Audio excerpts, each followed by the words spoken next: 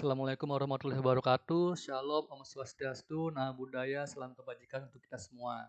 Sebelumnya, perkenalkan saya Raka Aditya Noviansyah dengan NIM 2605011914014 dari kelas Oceanografi B. Ya, saya ingin mempresentasikan apa sih yang dilakukan dalam pembelajaran praktikum PEMOS Pemodelan Oceanografi dari modul 1 hingga modul 4.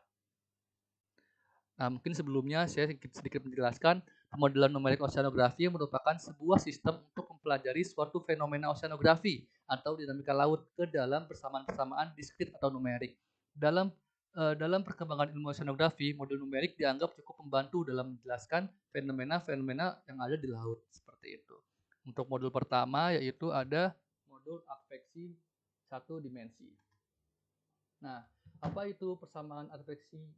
Persamaan ekspresi adalah salah satu persamaan diferensial parsial yang memodelkan pergerakan suatu konsentrat dalam cairan yang mengalir dengan asumsi konsentrat tersebut tidak mengalami proses difusi di dalam cairan.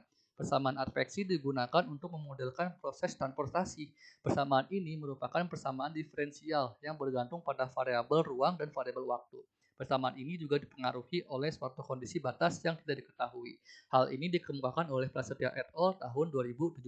Selanjutnya, mengutip Prasetya et al. Tahun 2017, persamaan umum untuk dimensi ini, adveksi satu dimensi ini adalah yang ada di gambar ini, di mana C itu sama dengan konsentrasi, T itu waktu, Hx itu ketinggian muka air, dan X itu jarak. Metode apa yang digunakan dalam pendekatan adveksi satu dimensi itu ada tiga, yaitu ada FTCS, ada leapfrog, dan ada upstream. Apa itu FTCS? FTCS merupakan suatu metode beda hingga yang digunakan untuk menyelesaikan persamaan diferensial parsial secara numerik. Metode ini dikatakan kurang stabil dibandingkan dengan metode Lax-Wendorf. Pada analisa numerik, metode FTCS adalah metode beda hingga yang umum digunakan untuk pemecahan numerik persamaan panas dan diferensial parsial yang sejenis. Dikemukakan oleh Caproy tahun 2017. Apa itu metode leapfrog?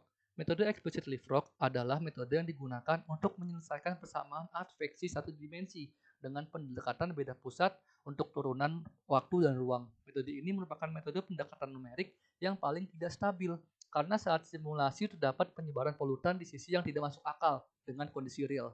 Hal ini dikemukakan oleh Alman tahun 2018. Selanjutnya ada metode explicit upstream yang merupakan metode pendekatan yang berbeda dengan yang lainnya dan kecepatannya yang berbeda. Dalam metode ini, simulasi tidak akan menyebabkan perembesan polutan ke arah sebaliknya, seperti pada metode leapfrog. Namun, akumulasi polutan akan lebih besar seiring waktu dari konsentrasi awal polutan. Dikemukakan oleh Prasetya et al. Tahun 2017. Selanjutnya ada modul 2 yaitu difusi satu dimensi. Difusi merupakan peristiwa berpindahnya suatu zat dalam pelarut dari bagian berkonsentrasi tinggi ke bagian berkonsentrasi rendah. Difusi dapat dinyatakan dalam bahasa matematika, yaitu persamaan difusi yang merupakan persamaan diferensial parsial. Contoh dari difusi adalah pemberian gula pada air tawar yang menjadi manis. Konsentrasi larutan gula dipengaruhi oleh banyaknya air dan waktu yang diperlukan untuk terdifusinya larutan gula. Dikemukakan oleh Noviani et al. Tahun 2019. Selanjutnya ada metode Crank-Nicolson, merupakan salah satu contoh metode numerik. Metode ini biasanya digunakan dalam mencari solusi persamaan diferensial parsial tipe parabolik dan digunakan juga untuk mencari solusi dari suatu distribusi temperatur. Metode ini merupakan gabungan dari metode beda hingga skema eksplisit dengan metode beda hingga skema implisit. Dikemukakan oleh Miranti dan kawan-kawan tahun 2014. Nah, selanjutnya saya menjelaskan modul 3, yaitu modul adveksi difusi dua dimensi. Nah, menurut Hoffman dan Chiang tahun 2000, dasar dalam membangun model dua dimensi untuk transport adveksi adalah persamaan matematis berikut yang dapat dilihat di layar.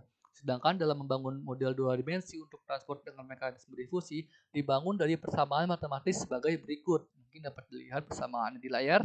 Nah, kedua persamaan di atas merupakan persamaan umum yang menggambarkan proses adveksi serta difusi yang terjadi pada suatu materi, sehingga untuk membentuk suatu persamaan model dua dimensi yang mendekati proses kejadian di alam, maka perlu adanya diskritisasi terhadap persamaan tersebut.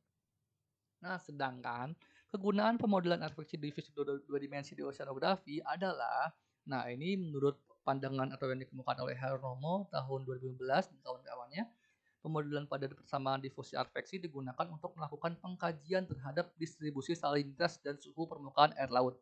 Berdasarkan penelitian yang dilakukan, Analisa sebaran salinitas dan suhu permukaan laut berdasarkan sebaran salinitas dan suhu permukaan laut hasil simulasi yang dilakukannya pada Mei tahun 2017. Selanjutnya saya menjelaskan modul 4 yaitu modul hidrodinamika satu dimensi sederhana. Menurut Milasari dan kawan-kawan tahun 2021, model hidrodinamika merupakan sistem model numerik umum untuk pemodelan permukaan air dan arus. Model hidrodinamika yang dikembangkan untuk mensimulasikan aliran dua dimensi dalam satu layer fluida yang dianggap homogen secara vertikal. Persamaan pengatur pada model hidrodinamika adalah persamaan kontinuitas dan persamaan momentum. Persamaan kontinuitas memasukkan debit air dan persamaan momentum akan memasukkan parameter angin dan pasang surut dalam model hidrodinamika.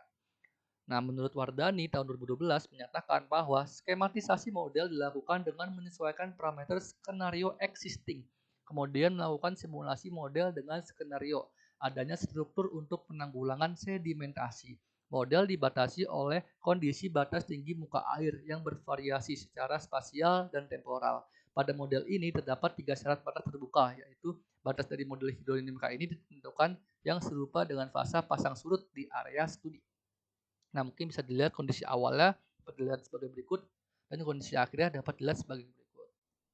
Mungkin sekian dari saya, apabila banyak salahnya saya mohon maaf. Semoga video ini menjadi syarat responsif pemodelan oceanografi dan mendapat nilai yang terbaik.